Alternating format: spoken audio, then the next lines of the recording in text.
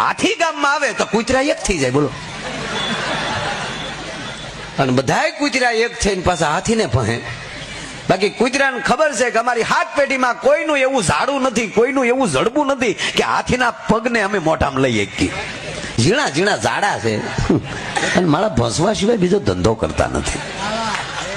ફરી એકવાર બગદાણા વિવાદની અંદર માયાભાઈ આહિર ખુલ્લેઆમ બોલ્યા. કેમ કે મિત્રો જયરાજ આહિરને જેલ થઈ ગઈ છે, પણ નવનીતભાઈનું એવું કહેવું છે કે જયરાજ આહિરને જેલની અંદર પણ વીઆઈપી ટ્રીટમેન્ટ મળી રહ્યું છે. તો મિત્રો કોના ઈશારા, કોના કહેવાથી અને કોના સપોર્ટથી?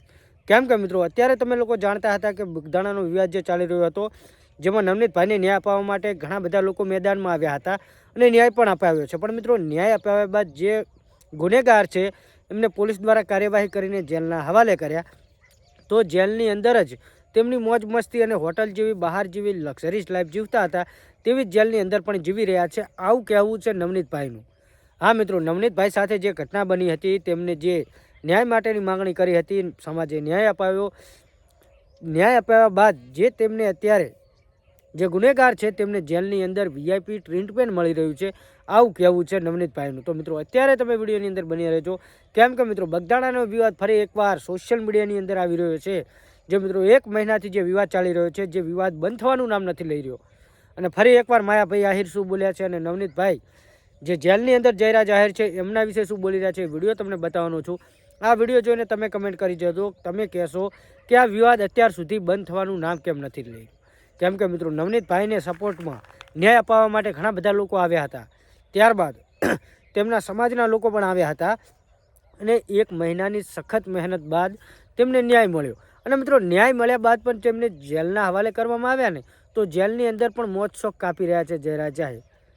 હા તો મિત્રો, કેમ કે જેલની અંદર જે ગુનેગાર હોય છે એ પણ વીઆઈપી ટ્રીટમેન્ટ લઈ રહ્યા છે. હા તો મિત્રો આવું નવનીતભાઈનું કહેવું છે. તો મિત્રો અત્યારે જે નવનીતભાઈ બોલી રહ્યા છે એ વિડીયો તમને બતાવવાનો છું. આ વિશે તમારે શું કહેવું છે કમેન્ટ જરૂર કરજો. કેમ કે મિત્રો માયાભાઈ આહિર ચૂપ કેમ હતા એ તમને લોકોને ખબર છે. કેમ કે ક્યાંક ને ક્યાંક પોતાના દીકરાનો હાથ હતો નહીં અને મિત્રો તેમના દીકરા જ ગુનેગાર થયા છે. અને ત્યારબાદ જેલની અંદર પણ તેમના દીકરાને વીઆઈપી ટ્રીટમેન્ટ મળી રહ્યું છે, જેના ઉપર નવનીતભાઈને વાંધો છે. નવનીતભાઈ એવું કહી રહ્યા છે કે જો તેમને જેલની અંદર પણ આવી સુવિધા મળતી હોય તો પછી બહાર જ ફરવા દો, અંદર જેલની સુકમ રાખ્યા છે. તો મિત્રો અત્યારે નવનીતભાઈ જે બોલ્યા છે વિડીયો જુઓ. બાકી માયાભાઈ આહિર ડાયરાની અંદર જે બોલ્યા હતા એ વિડીયો જુઓ. આ વિશે તમારે શું કહેવું છે કમેન્ટ અવશ્ય કરજો. બાકી અત્યારે જે વિડીયો વાયરલ થઈ રહ્યો તે વિડીયો જુઓ અને આ વિશે તમારે શું કહેવું છે કમેન્ટ કરવાનું ભૂલતા નહીં. અને ચેનલ પર પહેલી વાર આવ્યા હોય તો આપણી ચેનલને સબસ્ક્રાઈબ કરી દેજો. બાકી વિડીયો પસંદ આવે તો વિડીયોને લાઈક શેર કરવાનું ભૂલતા નહીં. અને અત્યારે જે માયાભાઈ આહિરને નવનીતભાઈ શું કહેવા માંગે છે વિડીયો જુઓ. હાથી ગામમાં આવે તો કૂતરા એક થઈ જાય, બોલો.